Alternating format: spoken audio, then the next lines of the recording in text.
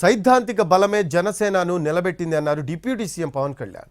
తాము నిలబడడమే కాదు టీడీపీని నిలబెట్టామన్నారు. అధికారం ఉంది కదా అని ఇష్టానుసారంగా విర్రవీగిన వారి తొడలు బద్దలు కొట్టామన్నారు.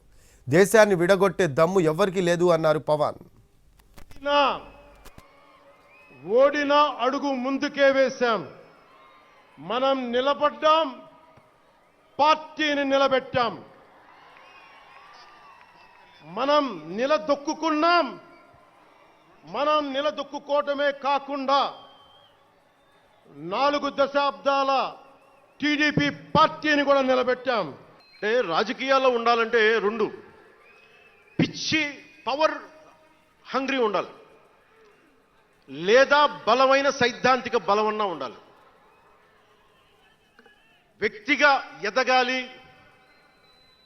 పదవే ముఖ్యం, అధికారమే ముఖ్యం.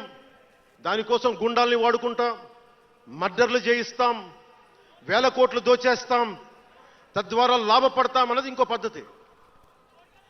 నేను అది కోడికత్తిని వాడుకుంటాం, నేను అలాంటివి ఎంచుకోలే.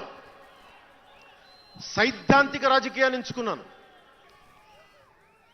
ఇది మనం 11వ సంవత్సరం, వారు 11కి అంకితం చేశాం.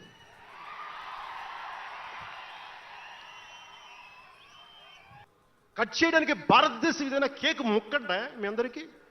కట్ చేయడానికి, భారతదేశ సమగ్రతని విధ్వంసం చేయడానికి ఒక్కడు ఉంటే నాలాంటి వాళ్ళు 10 కోట్ల మంది బయటకు వస్తారు. తస్మాత్ జాగ్రత్త. నార్త్ సౌత్ డిబేట్కి నా సమాధానం ఒకటే. ఉత్తరాదిన ఉన్నది హిమాలయాల్లో, ఉత్తరాదినున్న హిమాలయాల్లో ఉంది పరమశివుని కైలాసం. దక్షిణాదిన ఆయన కుమారుడు కుమారస్వామి మురుగన్ నివాసం. ఈ దేశాన్ని విడగొట్టే ధైర్యం, సాహసం ఎవ్వడికి ఉందని నేను